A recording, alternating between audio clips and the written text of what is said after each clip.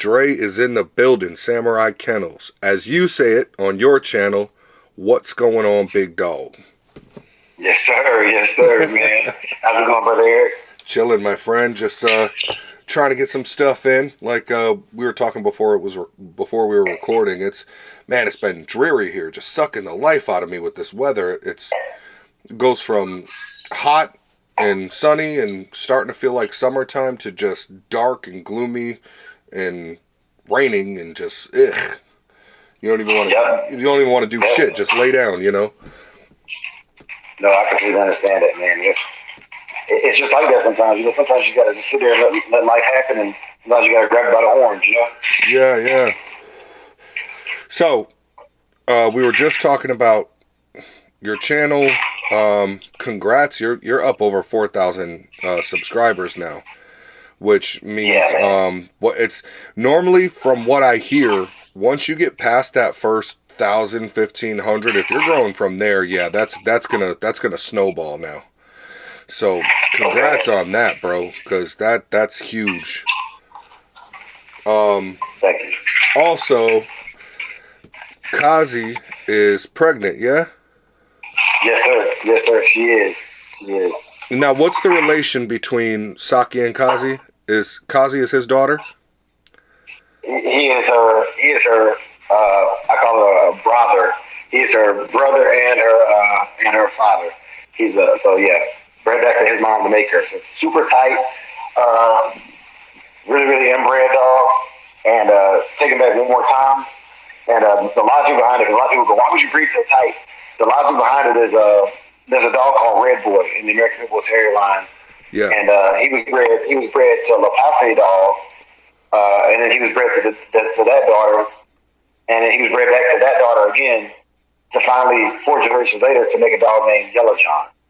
And Yellow John is one half of the Grand Champion Yellow Cross that was crossed to a Jocko dog that was bred very, very similar to make the Red Boy Jocko cross. So I'm just repeating breeders that I've seen, or styles of breeders that I've seen done, and hoping for the best. Right, and for the listeners as well, like, for some reason, and I still haven't gotten that deep, but for some reason, actually, I might have an answer to it, or I might have a theory to it. But for some reason, the American Pit Bull Terrier seems to have better results than a lot of other breeds when it comes to tight inbreeding. Yep. What are your thoughts?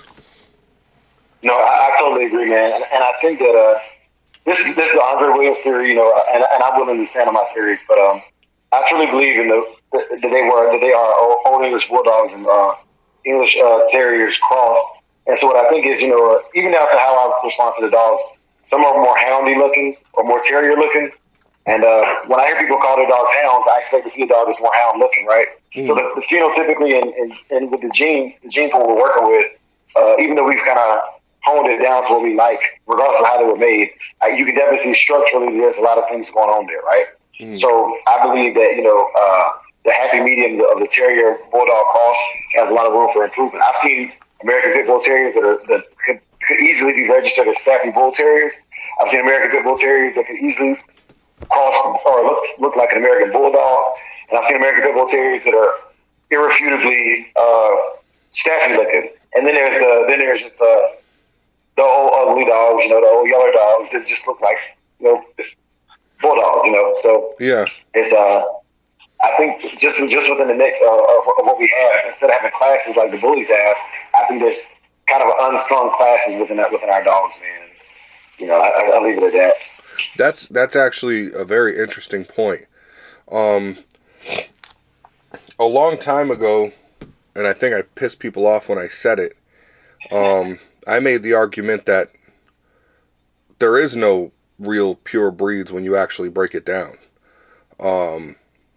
Everything is a cross of a cross of a cross at some point. And, like, for example, there's very few dog breeds out there that are spitting clones, like, time after time after time after time. There's differences in all of them. And what I used to say is, the American Pit Bull Terrier, I mean, if you just go back to, you know, you were raised in the South. You go to the backwoods back in the day, 1950s even, you hear the stories of, you know, these bull and terrier dogs. You know, they called them pit bulls, but you know for a fact that there was plenty of breedings that were Staffordshire Bull Terrier to a Pit Bull to a hog catching American Bulldog. I think what it comes down to, like you were saying, there's definitely lines that look more Bulldog, and there's lines that look more Terrier, and there's lines that do definitely look more showy, like your Amstaff. Because I mean, if you look at the original Amstaffs, the old Ruffian stuff, it just looked like a prettier pit bull in a sense, you know. Yes. But yeah, totally, I agree, 100%. Personally, I think I guess if we look at my taste, I've always loved the way Mayday looked. I've always really loved the way Mayday looked. His headpiece and body structure, the combination of everything. I just always thought that was a really neat looking dog. I always thought that Lee Robinson's old dog, the one who passed a long time ago, Jackson, the one he always puts it as his cover photo. That's actually a band dog, but it looks like a big ass Mayday. Just that structure of dog, really lean body, really cut, really muscular, but a fat little headpiece, not too fat, you know, just a fat little headpiece on it. In my mind, when I think Bulldog, that's what I think of. Yep. You know. Yep. Saki has that. Saki has that structure on that I really like. On the opposite end of that, brother, when I see Chinaman, I think of a more of a hound structured dog. You know, but both of these dogs are American Pit Bull Terriers. You know, and I wouldn't take away their accomplishments at all. But yeah, I'm sorry to interrupt you. What you were saying about Saki? Yeah, I said Saki kind of fits that structure really well as far as what I would think a bulldog looks like, and it's actually kind of exciting that Kazi's going back to him, because it's like, man, I'm interested to see where this goes, and keep me updated on, you said you were doing a lot of, I mean, even if it's not necessarily man work, you do kind of involve your dogs in your day-to-day training as far as your hikes, and I mean, you get up at what, fucking 3-4 in the morning or some shit? Yeah. And that's why they have to bite, man. So my dogs, basically, because I'm active in the military, man, I have to do things wherever I'm at. So I got comfortable in Texas. I was really, really comfortable in Texas. I had a good flow. I had a really, really good setup. I could walk my dogs at night and things, and different things. But every environment that the military moves me to forces me to have to be in different situations. So my dogs have to be very, very willing to adapt to new climates. They have to be willing to bite people, because unfortunately most military towns are not the military duty locations are typically in a pretty rough town. They don't pay us enough to stay on the ritzy end of town. They pay us enough to stay with the average mortgages for that area. So it's middle class, lower middle class neighborhoods that we're able to afford to stay in comfortably. And so I just need a dog that's gonna do this job. It's gonna keep my kids safe. It's gonna keep me safe. And I now have marketed the term urban hunting. So there's rabbits and things on the trails that I walk or hike. If there's coyotes, I don't have the ability to lay track or go out on large acres, so I need dogs that can do work in an alley. Like this. I've caught a javelina in an alley before here. So it's things of that nature where it's just they got to be able to adapt to living around people and hunting or doing work in a city setting. Right. So wait, you moved from Texas? Yeah, I'm actually in Tucson, Arizona now. So it's yeah, man. Oh, that's right. Yeah. Okay. I had the two confused for some reason. I thought it was initially it was from Arizona to Texas. Oh no, sir. But both cities have a decent homeless population that have been displaced for various reasons, and some of them are not happy about their life situation. I can't blame them, but at the same time, the things I've worked hard for, I want to keep as much of it as I can. So between the drugs and just the crime rate here. And another thing I really noticed, Eric, about Tucson or Arizona, Vegas in general, this area, is that the cops aren't coming unless it's a murder or like the great. You know what I'm saying? For like a B&E or like no help is not coming, bro. It's not. You gotta be able to help yourself out here. There's even some realtors I follow on YouTube, and that's one of the things they mentioned. They're like, I know as a realtor I shouldn't be telling you this, but if you're looking for a fast police response, it's not coming in Arizona and Nevada. There's the population and the people that are willing to be on the police force. There's not enough people willing to do the job of protecting and serving for it to match the population here. So you gotta have dogs. You gotta have dogs that do work. Yeah, and I think that's going to be the case as time goes on more and more. That's why I was, that's why in the beginning, you're one of the original members, of BBF. I was really trying to dig my heels in. I was really trying to dig my heels in and really try to okay, we need to bring something together because we got to make, I don't want to say the word force people, but really shove it in their face of, hey, look, working dogs are important. The show dogs are cool and all, but they're not going to mean much coming soon, in my personal belief. You've seen the videos. You've seen the videos online, man. Somebody has a big bad Rottweiler or a Doberman or something like that, and they got the guy who does the tests for them in the full bite suit, bust through the door, and the dog goes running to find somewhere to hide. And the family's just shocked. Well, we didn't think he would do that. So I think lately the most important thing on my mind has been testing. And not only testing your own dog, but for the people listening, looking for a dog that can benefit them in those ways, making sure the parents are tested. I mean, I don't think a pedigree is so important. In fact, my personal belief, when you're looking at a dog, I think you're only really looking at the 3 or 4 generations right up front. But for the most part, but I think the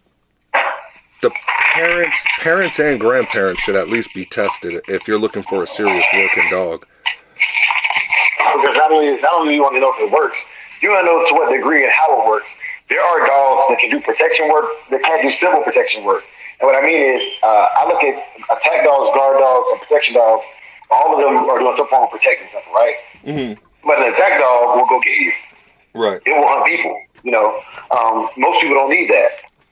A guard dog is going to guard an area. Like I know some people's guard dogs will only guard the backyard. They're super protective at home, but you take them to the store and people can pet it. The same dog will bite your hand off, reach through the gate. It's super friendly in public. And then there's a protection dog that has a certain level of intelligence that it can decipher no matter what time. It's just like you. It's just like having a homeboy with you. Like, this guy's not a good person. I don't care if we're at the mall. He's up to no good. I'm going to bite him. Or I'm at home. You got company. They're cool. They're chilling. I can chill on the couch. But as soon as they raise their voice, they're getting bit too. It's there's different purposes for them. And not everybody needs a personal protection dog. Some people just need a guard dog or an attack dog, depending on their lifestyle. And I think a lot of trainers are moving toward that. Maybe you just need a civil dog at home, a dog that barks at the door and bites people that come to your house, but you don't really do a lot of hiking or go anywhere. So when it goes out in public, you just need to not bite people at the veterinary clinic, right? Mm-hmm. Just a perspective. Me and my old lady, we talk about still doing the Battle Bred tour and everything, and we sit and daydream about how cool it would be to just go full time on the road, Yeah. And the whole time, when I think of the perfect dog and how a perfect dog should be trained for that, I just want the dog to guard the camp and guard us. As long as, because, the way I think about it, you're going to run into people when you're traveling, You never know. It might be real cool people, that, if you're at camp, you might want to have some beers with these people, and that, you want to have your dog ready for that, ready to be social. But I think there's too many breeds that are tunnel vision, or not breeds, but too many dogs within breeds that are tunnel vision. And I think one guy's flavor might not work for somebody's family. For example, say a guy's got Corsos, and generation after generation after generation, those Corsos were bred to be psycho. I wouldn't feel good about selling a puppy from that to a family that wants to go and be nomadic and, you know, travel, and because you're not going to need that level of psycho, you know. No, you won't. You won't. Right. I would rather have I would rather buy I'm just using Corso as an example, but it can count for any breed. But if I was on the market for, say, a Corso, I would go to the guy who his dogs have a stable temperament, and that's first and foremost. But you hear a bunch of different scattered reviews on, well, my dog that I got from him made a good protection dog. My dog made a good sentry dog. My dog made a good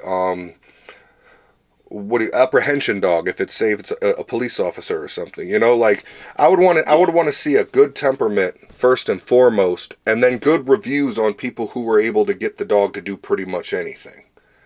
I don't think it's the best idea to go psycho to psycho to psycho to psycho all the way down your line. No, unless it's a specific clientele.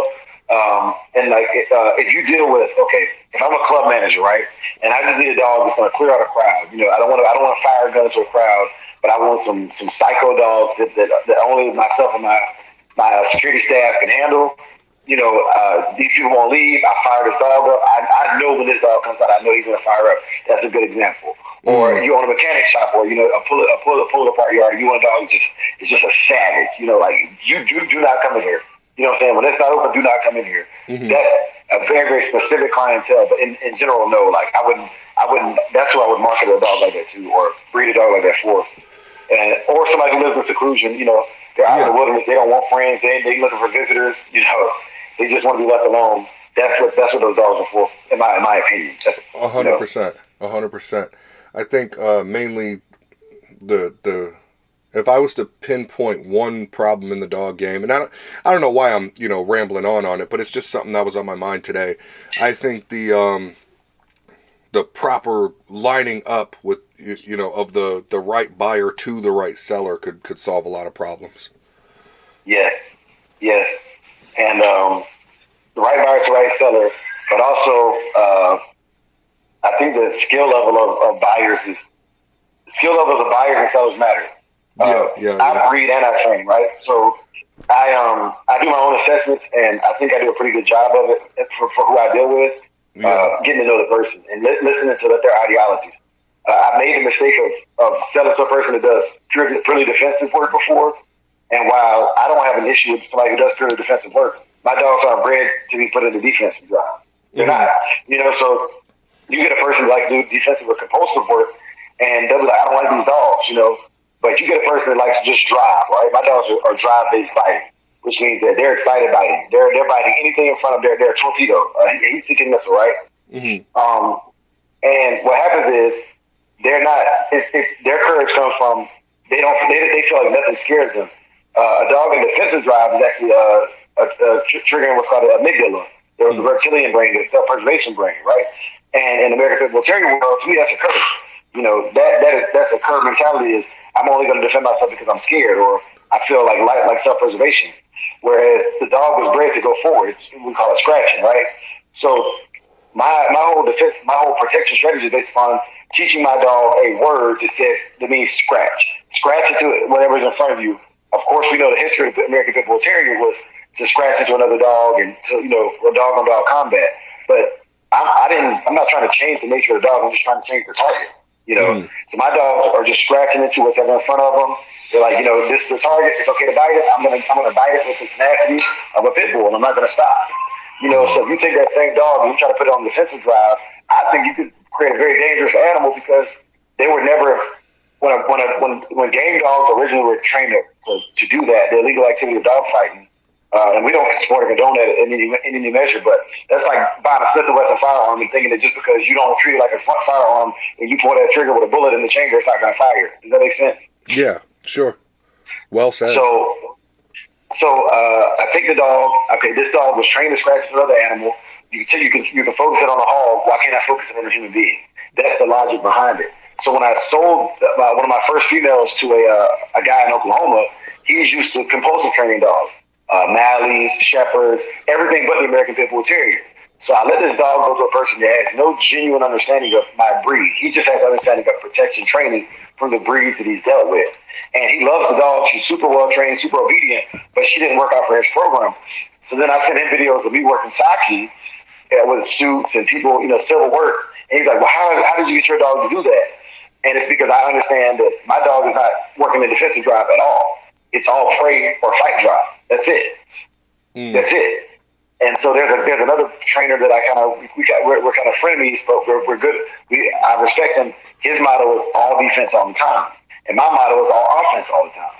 But as long as it's working, I don't care which strategy you choose, as long as it's working for you.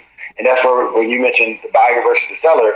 As a seller, I now have a responsibility to be able to articulate what my training strategy is and how the dogs tie into that training strategy. And I think a lot of guys who just breed and send out the trainers, they don't have that ability to assess their animals in that same manner. Wow, well said. Well said. I've always respected that about you. I could tell, man, your channel, you got some practice, dude, because you're just like, you're cooking. Like, you really got me sitting here thinking. I just developed 5 questions and forgot 3 of them. All right, let me ask you this then. Okay.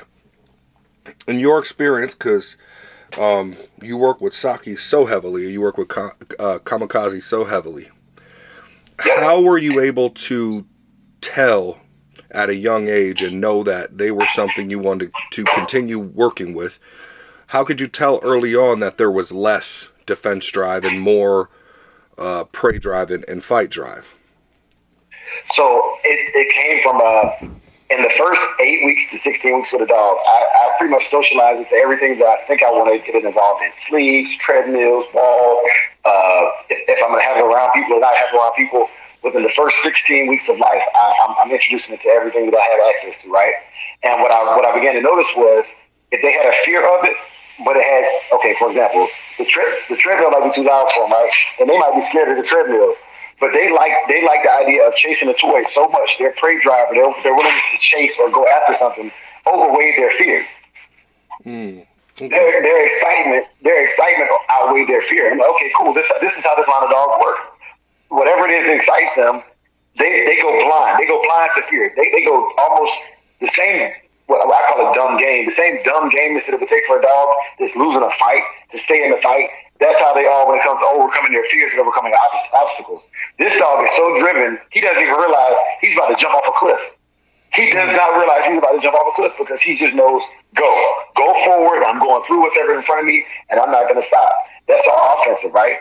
So when I'm starting to assess a dog, I'm looking for, okay, with my puppies, the first thing I do is called a temperament test. It's a 10 test, and there's 3 of the tests that test for that. One is I open up an umbrella, and the whoosh noise, typically for a timid dog, is going to scare the dog.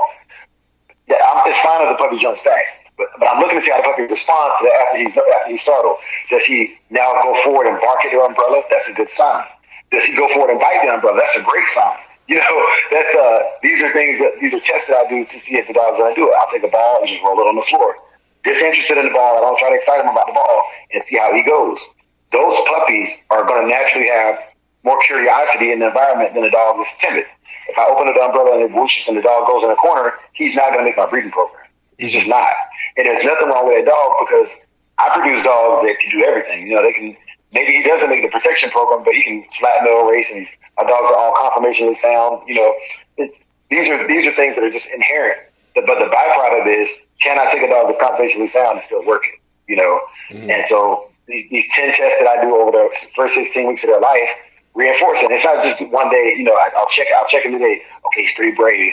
Okay, he'll jump off my porch. For example, some of my dogs will jump off my steps, chasing the ball, and don't even care about personal injury. That's a dog that I can use for my protection program, right? Not all of them will do that. And before they ever leave my house, I know which ones have the drive to do the kind of training I'm trying to do, and I can kind of steer somebody in the direction like, hey, this right here. If he decides to go after something, you need to build a good recall because he's ready to work. This one over here is just gonna be a good dog. He's gonna be a good dog in general. Gotcha. So even though this Saki Kazi breeding is going to be so tight, you still think there's going to be differences that can line up with different owners in certain ways? Absolutely.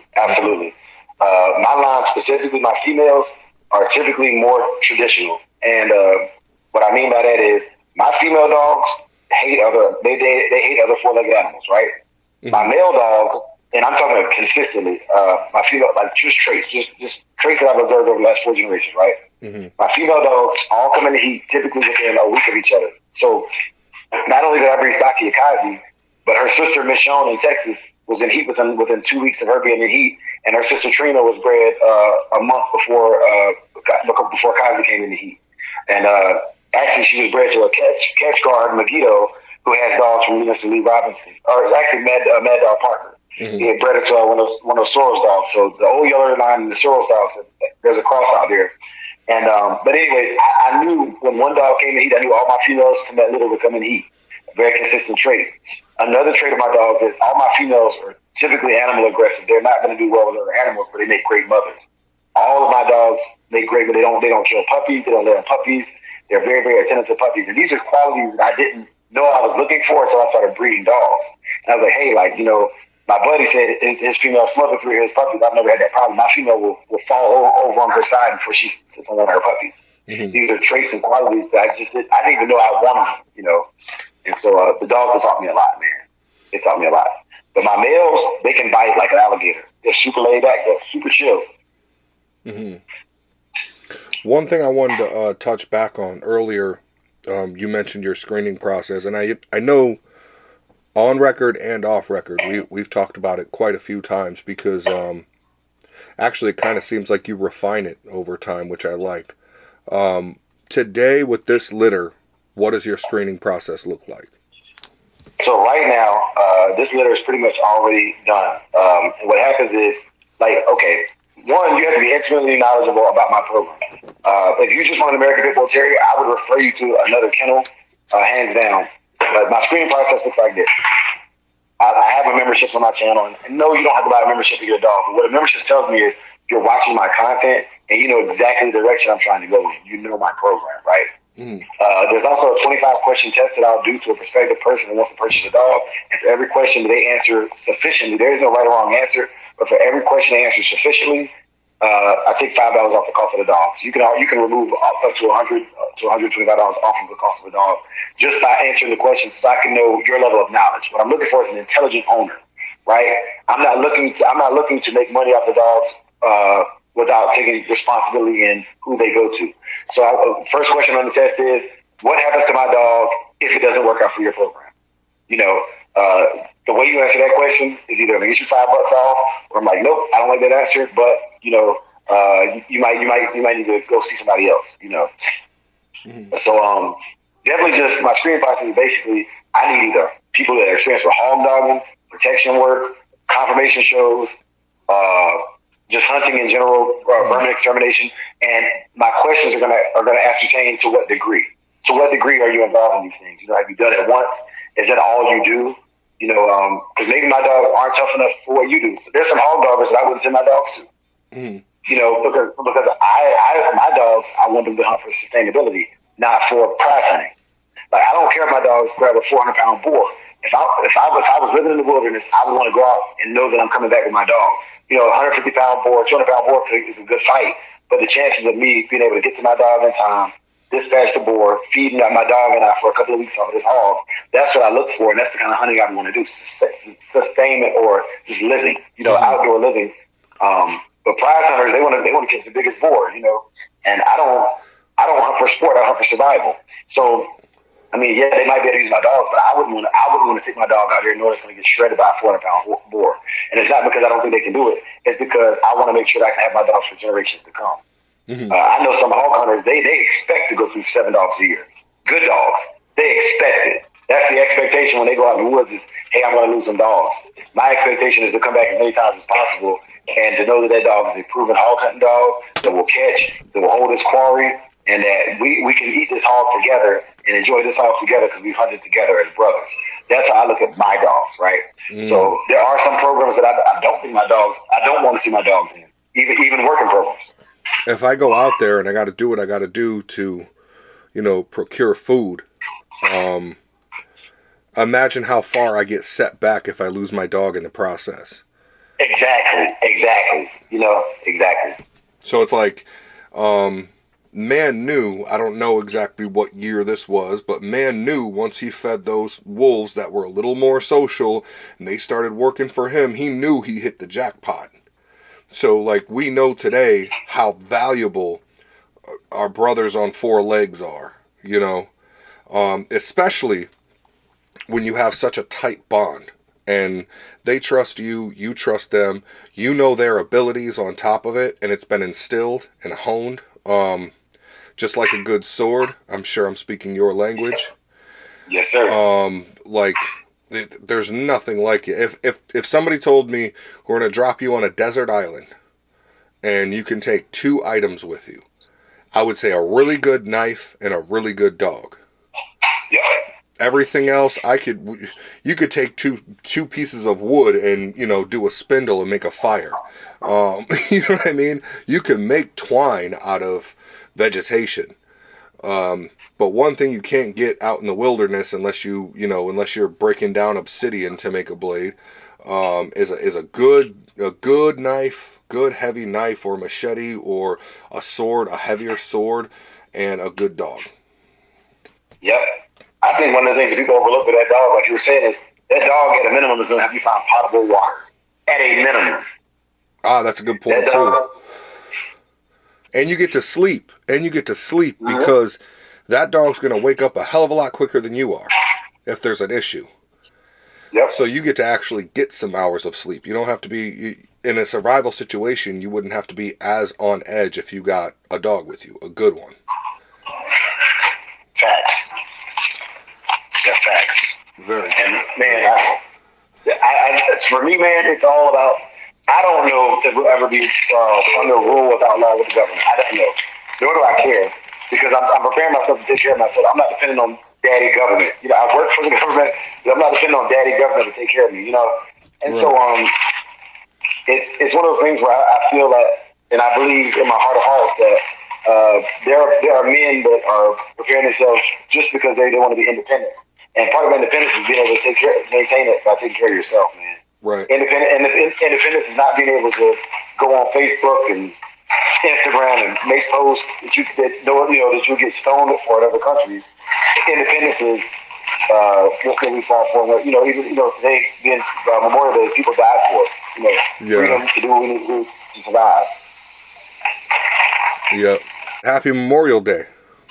Oh yeah. Happy Memorial Day, man. And some gave some gave all. And that's it. Today celebrate those who gave it all. Salute to those brothers and sisters. Absolutely. God bless them. So, while we're on the topic of military, what's new with you? What's new in the military world, man? Give us the scoop. I know there's probably things you can't talk about, but what's your regiment looking like these days? Because I know you're always on top of it. I'm in charge of the retirement of the weapon system for the A-10 Warthog, also known as the Bred jet. Fires a 30mm cannon, and it's in what's called its sunset. We got about 18 months left before they're fully retired, and my job is to make sure that all the equipment for them, the guns, the rocket launchers, the missiles, everything are turned in and they are put away. Some of them we're trying to send something to the Smithsonian. So, in 10 years from now, if you go to the Smithsonian and there's a A-10 gun there or parts of an A-10 there from the weapon system, Brother Dre might have been the one that actually was the one that shipped that out, from Arizona. Because here, where I'm at in Tucson, we have what's called the Boneyard. And it's where all the aircraft go to retire at. So, they have the Tucson Air and Space Museum. And, yeah, man, it's a lot of history here. This is also where the movie Transformers 2 was shot at, and that's the movie that made me join the military, because I was like, man, they got Transformers, I'm joining, So, yeah, man, but no, it's been all good fun. But, yeah, so there's a lot of history here, a lot of retired aircraft, a lot of history, and I enjoy it. I got you, man. Oh, what was it? I finally took a look. You put me onto it. The Book of Five Rings. Yes, sir. My goodness, thank you for that. That was quite a ride. Yeah, man. By the legend Miyamoto Musashi. Yes, yes. I mean that is my wavelength right there. Um, that's why it's so hard for me to read because like I can't really tap into something and read unless well one it has to be on PDF form. I went on PDF drive. Yeah. I got the PDF form. And watched a couple videos on YouTube. Actually, Lee sent me one of them as well. A video on YouTube on it, and I went and cracked open the PDF, and I was just like, wow, this is if it's not an instruction manual, or well, no, let's say first, if it's not the Bible or some type of instruction manual or something that makes me think on that level, I will just fall asleep reading it. I can't really read fiction too well. I can't like I'll just fall out. But yeah, that book very insightful. The Book of Five Rings, Miyamoto Musashi. Yes, sir. Yes, sir. That's a And good then one. he fought a lot. Like a lot of people don't realize this, but he was a duelist. But he actually fought in some legacy battles. Battle of Sekigahara and a couple other notable battles. So he was a man of servitude. He became a Roman, which Yeah, is but kind of wasn't a like master. But he actually served and was from the line of great samurai. So yeah, but the most I did fascinating enjoy it. thing. My apologies. I was gonna say first even before any of that, wasn't his first duel at like 13, and So he fought. actually 12. It was Um, 12. 12. Shit. Yeah, I forgot what they said. I don't know if they count a year. Oh yeah, so because like just like Korea. So in Korea, when you turn 20, you're 21 because they don't have a 0 year. Americans have a 0 year. So basically, you're born and at a year from your birthday, you become 1 year old. But in a lot of the Asian cultures, you're born one. Day one of your life, you're 1 year old. So yeah, he was actually 12, not 13. Man, and the fucked up thing was, he was. I need to really work on my language. I've been trying, but I don't know.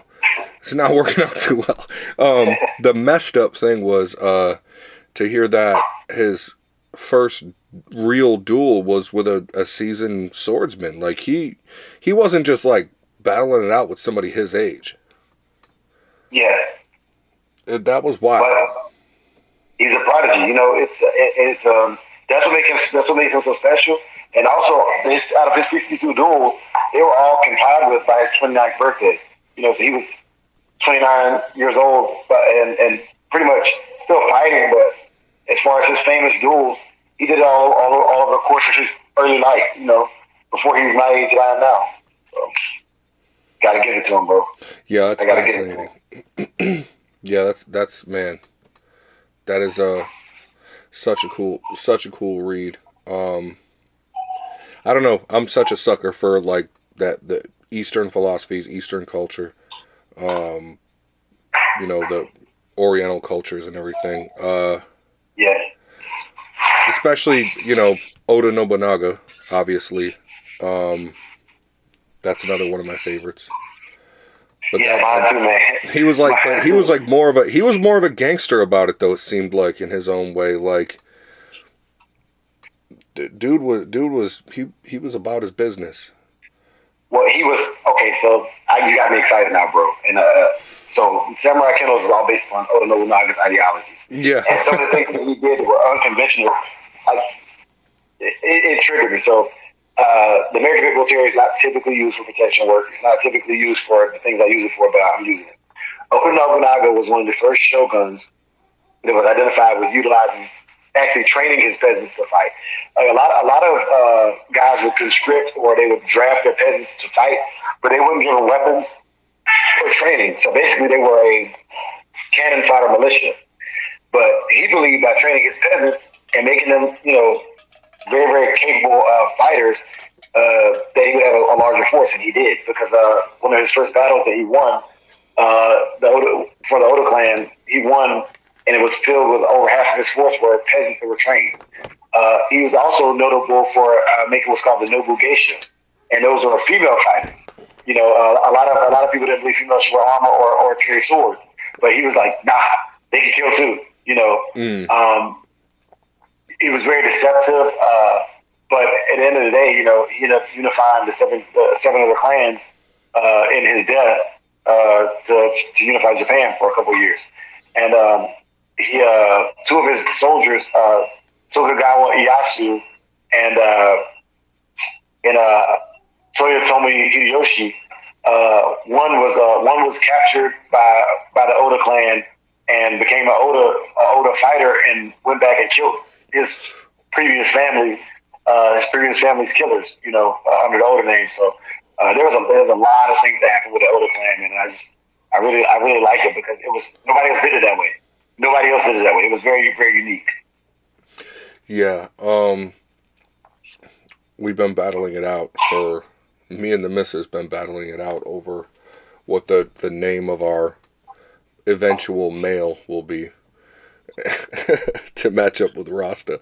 And man, just all those names keep going through my head.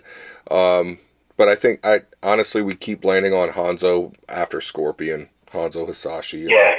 But little Hanzo Lawton, because she thinks it's going to be cool to call him Zoe, I'm like, I mean, all right, but we'll see. I might not budge because I like to keep everything so small scale, I might only have a breeding pair and maybe an extra female to breed. I don't know what I'm going to be doing, so I'm taking it slow, but man, names are important. They are. I can't stand to see a dominant dog named Fluffy. It's just it bothers me personally. And it doesn't affect the dog's life or personality at all, but it bothers me. So right. It's like you can't picture Saki not being Saki. Exactly. Yeah. I was very meticulous. I have a whole list of dog names that I like, and the female I got from Lee, my Sorrel's bitch, Rasta. It had to be Rasta. It just had to be. I had to give my love to the late great Bob Marley, and that's just, it had to be Rasta. And I want her to be a top shotta on top of that, So it's like I was like, no, I'm hell bent. That's number one name for a female. But anyway, so man, what else is new? This is a good one. Okay, so I split. So I went with the Shogun Unlimited brand, and what it is it's an amalgamation. There's a lot of other guys who wouldn't have even the number of subscribers I have or monetized. So I've allowed other people to come on my network and be monetized through me and get their channel out. Actually, I met a brother in the dogs through you, and that's Elevated Kennels, and he has his own show on there. It's called Elevated Perspective. Yeah, I saw that. That's awesome. We have the Cookout of Victorio. And then we actually have a social commentary that has nothing to do with dogs, and that's Men at Work. And it just talks about, masculinity. Masculinity is not toxic, and it breaks down masculine topics that have nothing to do with animals whatsoever, because Shogun Unlimited is becoming a network, just like any other network, like NBC or CBS or whatever. Eventually, we want to be running around the clock, so we want to have shows set up. You can go here and watch just man stuff, survival stuff, whatever, in one location, Another Barcroft TV type thing, right? Nice. And that's genius. And I split off with another channel that is Samurai Canines, and it's all about the kennel. It's all about me, the dogs, working, dogs. Remove the politics, remove all the other stuff. I don't want a podcast over there. I want it to be videos, how-tos, updates on the dogs. Like, so, if you want to remove all the opinion-based crap from my Shogun Unlimited, it's like more of a podcast type thing. You just want to see me working dogs and, a traditional vlog. Samurai Canines is that, So, because there's some people that are purists. They don't want to hear opinions. They just love dogs. They don't care about how you feel about what's going on in the world. They just want to see the dogs. Right. I got to respect those guys too, So, this channel's more for that. I go to a dog show, you'll see it over there, things of that nature. Hunting, protection work, all on Samurai Canines. Right. Okay. Yeah, I started the Lawton Beats channel, but that's like not going anywhere yet. I haven't put enough on it. That's just the beats. And then I was thinking about, I have my other email that I've always had, the Eric LawtonLife, and I was thinking about doing a channel on that just to look a little more inside, because it's weird. Once you start doing the YouTube thing, even though it's on one thing, there's a certain group of people that want to know everything else. They like you. Yeah. You know what I mean? Yeah, exactly. So it's like they're about your brain. Yes, sir. yeah. So I was thinking of doing just the Eric Lawton separate channel, and I only actually record songs here and there. So when I do, I'll upload them there, and vlog to people, tell people I do a lot of talk on whether it's the Bible or philosophy or anything like that, and I'll just throw it up there. But that one, that's not even on yet. That's still just a thought, and how I want to execute. Yeah. But I feel that because there's people that I've lost a subscriber or two because I had people coming on talking about Christianity and whatnot. I'm like, well, I don't care. Number one, God first, but it did give me the idea. Well, maybe there's people that just want to hear about dogs. Keep them here, and maybe advertise the other stuff on this big platform so they can go elsewhere if they're interested. Yes, sir. So that's good. So walk me through, right now, I know you've always had this very regimented schedule. Walk me through what you got going now, starting at 4 in the morning, you psycho, or whenever. So my alarm goes off at 4, and we got a mission. The first mission is to get your feet on the ground. Don't just lay there. Don't hit snooze. Put your feet on the ground, right? So by 4:10, I'm downstairs. I have poop bags on the counter. So like as I walk out my back door, I got poop bags. Typically, sock and grease me at the back door. I pick up any poop in the yard, crate the dogs up because it gets over 100 degrees. So they're inside, crated up for most of the day. They get to they actually do their job at night. They're in the backyard at night, and then I put out some fresh water for them or whatever in their cage. Give them a little Kong ball with some peanut butter to kind of keep them entertained, and I start my live by 4:30 my time, which is 7:30 East Coast time. My live runs for an hour. After that live is over, I head inside. I let the dogs out use the bathroom real quick. Then they're up until lunchtime. I get inside and I get ready for I can put my uniform on, get ready to go to work. I have to be at work by 7 a.m. to go to roll call.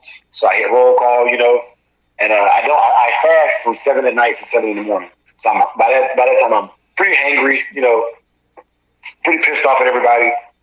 So I get to work and we have roll call, and immediately following roll call, I kind of break out and I'm actually grilling my lunch right now as we speak, and I have my breakfast.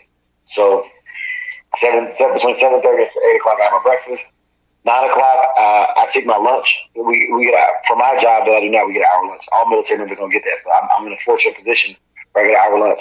I take my hour lunch between 9 and 11, and I go hit the gym. And then after that, it's work. Usually talk to my wife around lunchtime, let the dogs out for the bathroom, whatever. And then I work until 3, 4, 5 in the afternoon, just depending on what the workload, what's needed from work. Get home at 5, my dogs go crazy. They expect walking, food, and exercise. So let me break that down. Walking to empty out, to spend time with me. And then typically we hit the slap mill. It's too hot to do road work right now. It would tear their pads up. So walk them out, slap mill, maybe a little bit of obedience, put some obedience or some scent work on them, and then feed them good and let them out for the rest of the evening so they can just enjoy the sunlight and out the cool of the evening. And then, kick it with friends, talk to family, spend time with their kids. And then by 8 or 9 o'clock at night, I'm in bed myself, man. It's a full day. Mm. Gotcha. Wow. I mean, there you have it, folks. You want to straighten up, you just got the formula. Especially those of you that have dogs. Yeah. Yeah, and that's just like Monday through Friday. The weekends are way better, man. I get to sleep till 7 a.m. on the weekends. So you said you had to sleep till 7 a.m., man. If I had to get up at 7 a.m. on a weekday, I'd walk off a cliff. No, I need to tighten up. I know it. But it's just, man, the restaurant game, I'm tired of it. Yeah. I took some time off from it. I always end up back in the kitchen. I always end up cooking for some reason. Now I want to kind of dig into that. I might do a little something with that. But It's just, man, 20 years of it. It's tiring. Yeah, yeah. I've always wanted to open a food truck, but I'm just too sensitive about my cooking, man. I put a lot of love and heart into my food, and if somebody told me they didn't like it, we probably have a problem, So Right. I just feed myself. Yeah. Yeah. The one thing, the biggest problem I'll have is like, they order a medium, and I send it Yeah, out medium. Well, there's too much blood coming out of that. It was just, but you said medium. Yeah, yeah, like, so yeah, people get, I don't know, I guess I'm used to it. Like, it's been so long of it. I'm just like, okay, I'm just gonna make it again. No problem. But, yep. yeah, I always thought maybe in my retirement or something, like I'd open a little joint, a small joint. Yeah, But, I would like. I think food truck or a small restaurant. I would have somebody to bed. But my actual thing is, you ever heard of a haberdashery or like it's like a mom and pop store yeah, yeah. with like a little parlor style bar and a couple card tables, a dartboard. I'm talking about a really really small. Like that would be my ideal thing. But dogs are allowed, so I can see me behind the bar cleaning out shot glasses, and I got a old bulldog laying in the corner. Right, right. Real rustic, man. Like that would be like the bee's knees. And then my buddies come over, Fridays we have poker game and have a little membership. If you're not a member, you come in and you pay for your drinks. If you're a member, it's just an honor system. You just drop $1 in there as a tip every time you make yourself a drink. And just kick it like that. That would be ideal. Bring your dogs over. Yeah, We do some training. Put on a bike suit. Get a little tipsy. Put on a bike suit. yeah, yeah. That would be Have a good dope. time, man. That would be dope. Uh, Yeah. I don't want to say too much on record, but I had many thoughts, man. I have a name for my joint already, but I'm not saying it on record. I'm not letting. I'll talk to you about it later. Maybe we could brainstorm. But yeah, I had similar ideas, but not quite, just similar. Yeah. But we should talk about it. But so anyway, yeah, man. Part 3. When is Kazi due? So she's due June 23rd as of right now. She's looking good. She's. I was impressed, man. I actually the show, like I said, the judge was able to tell. He's like, "Yes, she's pregnant." I was like, "Yes, good. That's confirmation. I gotta go to a vet." Yeah, man. So she's looking good, man. I'm excited for her, and I'm excited to see how these puppies are gonna produce, or how they're gonna perform, how she's gonna produce. Um, yeah, man. I just can't wait. I can't wait. Yeah, this has been a long time coming for you. Yeah, Absolutely. yeah. Like, yeah, I mean, through everything you've sent me, I'm just like, okay, yeah. I'm looking back through it. Just, yeah, this was a long time coming, and I'm sure like there was plenty of people just waiting for you to do this anyway. Yeah, yeah. I won't even breed. Like if I know I'm not going to keep every single puppy, I won't even breed until I have a list of at least 10 to 20 people that are interested. Because I'm not going to do it for the dog. I'm not going to get them and not be able to rehome them relatively quickly. Um, this is a sustainment breeding, and also each one of these puppies that goes to people like they'll never have to worry about buying another dog from your part of the family. It's your family. I want to know how this dog is doing, good, bad, and ugly. I need to know about my dogs. It's a lifelong thing. It's like having a kid with somebody. Just because you don't like them no more, don't mean you got to take care of that kid. So Yeah, same thing with these dogs. man, that's exciting. That's really exciting. Yeah, yeah. Let people know where they can find you. All right, man. So you can find me at Shogun Unlimited on YouTube. You can find me at Samurai Canines on YouTube, Samurai Kennels on Facebook, Instagram, and TikTok. And then also the official Samurai Kennels, we actually have our own website, so you can kind of get deeper into and contact us and everything at Samurai Kennels, the official Samurai Kennels website. And that's samuraikennels.com? No, it's called the official Samurai Kennels website. Gotcha. Yeah. Okay. If you go to Google browser and search the official Samurai Kennels, it'll come up.